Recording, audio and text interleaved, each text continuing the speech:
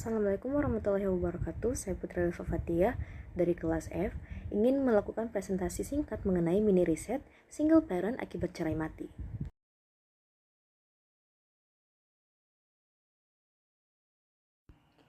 Jadi tujuan dari mini riset ini sendiri adalah untuk mengidentifikasi permasalahan dan juga dampak yang terjadi ketika menjadi single parents atau keluarga single parents, dan sekaligus memiliki manfaat untuk meminimalisir permasalahan ataupun dampak ketika menjadi single parents atau keluarga single parents. Jadi sebelum kita melangkah lebih jauh, terlebih dahulu kita harus mengetahui apa itu single parent, khususnya pada perempuan. Jadi dikutip dari Mari Padang tahun 2017, perempuan single parent adalah perempuan yang ditinggalkan oleh suami atau pasangan hidupnya, baik ketika berpisah, bercerai, atau meninggal dunia, untuk memutuskan untuk tidak menikah, melainkan untuk mengasuh anak-anaknya seorang diri. Selanjutnya adalah deskripsi subjek, di mana subjek merupakan perempuan berusia 52 tahun berinisial N, telah menjadi single parent sejak 4 tahun yang lalu akibat kematian sang suami, dan ia memiliki 2 orang anak dari pernikahannya bersama mendiang suami. Yang pertama adalah anak laki-laki, yang kedua adalah anak perempuan. Suami subjek meninggal akibat penyakit bawaan yang didapatkannya dari kecelakaan kerja 2 tahun sebelum meninggalnya suami subjek. Lalu pada saat suami subjek meninggal, anak laki-laki atau anak sulungnya berusia 22 tahun, sedangkan putri bungsunya berusia 18 tahun. Jadi sepeninggalnya suami atau ayah dari subjek dan anak-anaknya, mereka mengalami kesedihan dan perasaan kehilangan yang sangat mendalam. Kemudian perasaan itu mengakibatkan subjek dan anak-anaknya mengalami perubahan dari segi emosional dan juga perilaku, di mana contohnya subjek dan putra sulungnya menjadi lebih emosional dan mudah marah. Selanjutnya, sang putra sulung mengalami perubahan perilaku dari yang awalnya rajin dan penurut menjadi suka bermalas-malasan dan suka membantah atau membangkang. Lalu putri bungsunya menjadi lebih pendiam. Selanjutnya adalah kedua anak tersebut merupakan anak yang memang dekat dengan sosok sang ayah. Jadi wajar saja jika kepergian sang ayah membawa banyak sekali perubahan dalam kehidupan anak-anaknya dan juga si subjek ini sendiri. Selanjutnya merupakan permasalahan yang dihadapi oleh subjek dan anak-anak subjek. Jadi seringkali timbul perselisihan antara subjek dan anak-anak subjek, di mana hal tersebut terjadi akibat adanya perubahan emosional dan perubahan perilaku yang dialami oleh subjek dan anak-anak subjek akibat ditinggal oleh sosok suami atau sosok ayah. Nah, hal tersebut kemudian mengarah pada memburuknya hubungan dan komunikasi antara subjek dan anak-anaknya, di mana anak-anak subjek ini lebih cenderung untuk bercerita kepada tantenya daripada subjek yang notabene merupakan ibu kandung mereka. Selain itu, ketidakstabilan keuangan juga menjadi permasalahan yang sayangnya harus dihadapi oleh subjek sebagai seorang single parent. Selanjutnya adalah bagaimana subjek dapat bangkit dan menghadapi masalah sekaligus juga melanjutkan hidupnya. Jadi subjek mengungkapkan bahwa dirinya dapat berdamai dengan keadaan sebab dirinya mengikhlaskan apa yang telah terjadi padanya dan menganggap bahwa kematian sang suami merupakan takdir yang memang tidak bisa dihindarkan. Jadi, ia berusaha untuk menerima hal tersebut dengan lapang dada. Subjek memilih untuk bangkit dan melanjutkan hidup demi anak-anaknya, di mana subjek kemudian melanjutkan pekerjaan utamanya sebagai guru mengaji dan juga sebagai penjahit. Walaupun dengan hal tersebut kondisi keuangan mereka masih menjadi permasalahan, tetapi setidaknya subjek memiliki anak perempuan yang juga sering membantunya dalam hal keuangan. Selanjutnya adalah pembahasan atau keterkaitan antara teori keluarga dengan dampak yang dirasakan pada anak.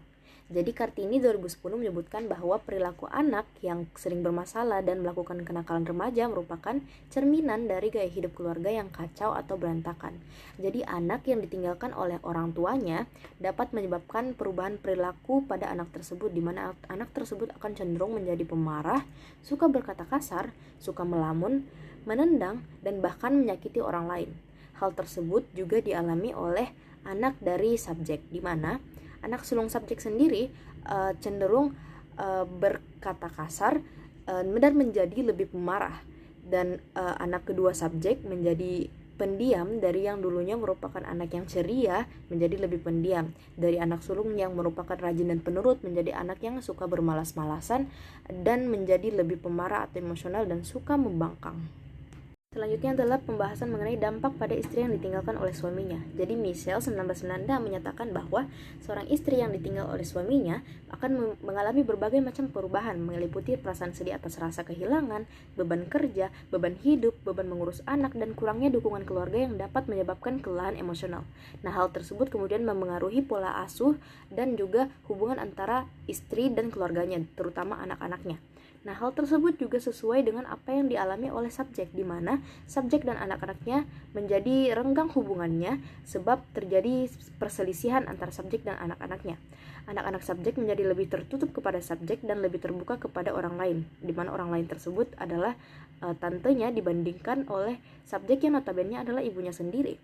Nah, perubahan emosi subjek juga turut menjadi andil dalam perselisihan tersebut, yang juga turut menjadi andil pada renggangnya hubungan antara subjek dan anak-anaknya. Selanjutnya adalah pembahasan mengenai strategi bangkit. Jadi strategi yang digunakan oleh subjek untuk bangkit berupa adanya penerimaan, pengikhlasan, dan pemaknaan. Jadi subjek ini melakukan pengikhlasan dan penerimaan atas kepergian sang suami dan menganggap bahwa hal tersebut merupakan takdir yang memang tidak bisa dihindarkan. Nah, hal tersebut sesuai dengan salah satu strategi coping oleh Lazarus 1984, yaitu emotional focus coping, yang merupakan salah satu strategi untuk meredam emosi individu tanpa berusaha untuk merubah situasi, melibatkan dukungan, masukan, dan penerimaan atas diri sendiri dan orang lain. Jadi sebab subjek ini melakukan penerimaan dan berujung pada dirinya melakukan pemaknaan bahwa hal tersebut memang merupakan takdir yang tidak dapat dihindari, maka subjek telah melakukan yang namanya emotional focus coping. Jadi terdapat salah satu teori keluarga, yaitu teori sistem, yang menyatakan bahwa salah satu komponen dalam keluarga untuk menjadi sebuah sistem adalah bahwa keluarga senantiasa beradaptasi dengan perubahan situasi untuk melanjutkan kelangsungan hidup, di mana hal ini juga merupakan tuntutan fungsional yang akan mempengaruhi perilaku setiap anggota keluarga. Dari kasus ini, keluarga subjek harus melakukan penyesuaian akibat situasional di mana kepergian sosok ayah atau sosok suami pada keluarga subjek, sehingga mereka harus membangun sebuah penyesuaian situasional dan mengakibatkan adanya berbagai perubahan dari emosi dan juga sikap pada proses mereka dalam melakukan adaptasi dan melakukan penerimaan. Selain itu terdapat juga teori gender yang dapat dikaitkan dengan kasus subjek, di mana lebih tepatnya teori ini adalah teori feminisme oleh Marx, yang merujuk pada sebuah akibat dari pola pikir yang tertanam di masyarakat, di mana laki-laki selalu dianggap bahwa mereka lebih produktif dibandingkan perempuan, sehingga hal tersebut kemudian mampu menimbulkan konflik yang awalnya dari permasalahan ekonomi.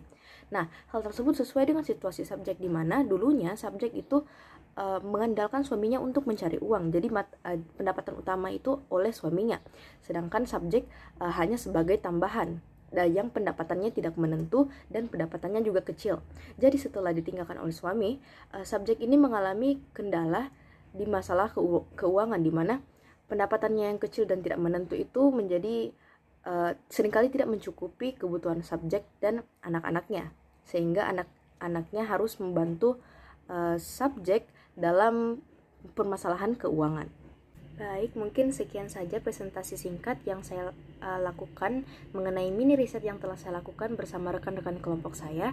Apabila ada kekurangan mohon dimaafkan. Wabillahi taufiq wal hidayah. Wassalamualaikum warahmatullahi wabarakatuh. Terima kasih telah menonton video ini sampai habis.